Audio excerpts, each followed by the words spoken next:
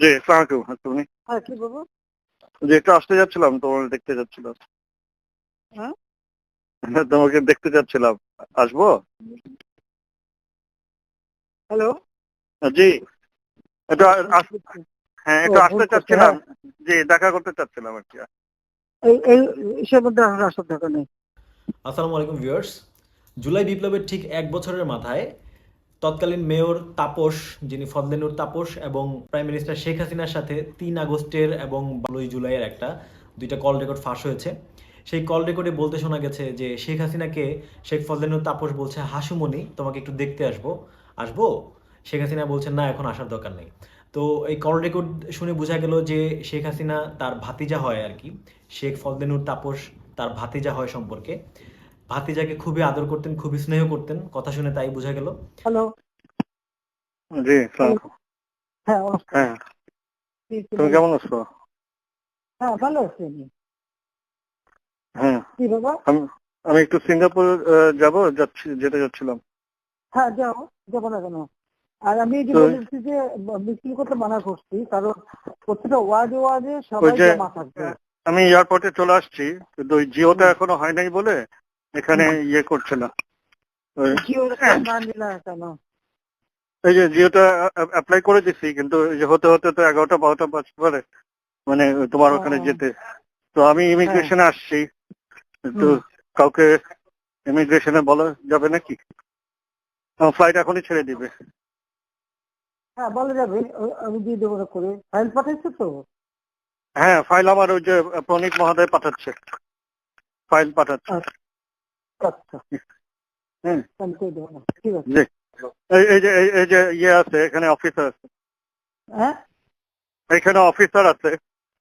হ্যাঁ। কি বলাই দিতে হবে কাউকে? যে উনি ইমিগ্রেশন অফিসার। হ্যাঁ, উনি ইমিগ্রেশন অফিসার। হ্যাঁ। আমি দিব তাহলে ফোনটা? না, না, আমি কথা বলবো কেন?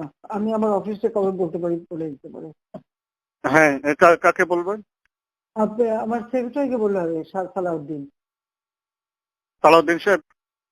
হ্যাঁ, আমি জি। বলে দিচ্ছি। আচ্ছা। খুবই অবাক হয়েছি যে শেখ ফজলেনুর তাপস তিনি হচ্ছে সিঙ্গাপুরের উদ্দেশ্যে ঢাকা ছাড়ছেন ৩ আগস্ট। হয়তো ভাবছেন সরকারের পতন হয়ে যাচ্ছে, উনি ঠিকই ধরেছিলেন।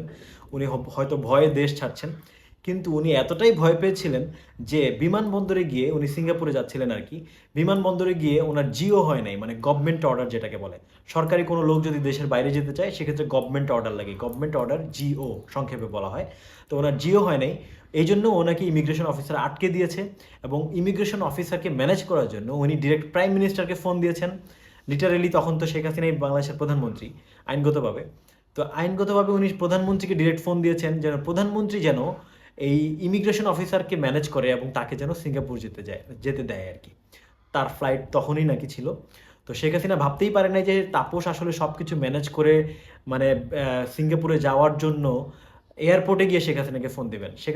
শেখ হাসিনা হয়তো ভাবছিল যে সিঙ্গাপুর যেতে চায়, কিন্তু উনি যে আসলে এয়ারপোর্টে গিয়ে ফোন দিবেন শেখ হাসিনা ভাবে নাই। তো খুবই হাস্যকর একটা ব্যাপার এটা, যে উনি এইটা বুঝে না যে আসলে কাকে ফোন দিতে হবে। উনি ডিরেক্ট প্রাইম মিনিস্টারকে ফোন দিছে ইমিগ্রেশন অফিসারের সাথে কথা বলার জন্য। ব্যাপারটা খুবই ফানি, খুবই সিলি একটা ব্যাপার ছিল। খুবই অবাক হয়েছি আমি সাথে সাথে, যে উনি আসলে আসলে এতটাই ভয় পাইছে যে উনি আসলে কাকে ফোন দিতে হবে এটা ভুলে গেছে। উনি ডিরেক্ট প্রাইম মিনিস্টারকে ফোন দিছে। যদিও প্রাইম মিনিস্টার মানে শেখ হাসিনা, তৎকালীন প্রাইম মিনিস্টার শেখ হাসিনা তখন ইমিগ্রেশন অফিসারের সাথে কথা বলেনি, সামহাও ম্যানেজ করেছে তার অফিসের লোকজনকে দিয়ে। তো ব্যাপারটা খুবই ফানি, খুবই খুবই ফানি। আপনারা যদি এটা না শুনে থাকেন, শুনে নেবেন। এবং এই ফানি কল রেকর্ড নিয়ে আপনারা কি ভাবছেন সেটা আমাকে অবশ্যই কমেন্টে জানাতে ভুলবেন না। ধন্যবাদ, দেখা হবে নতুন কোনো ভিডিও।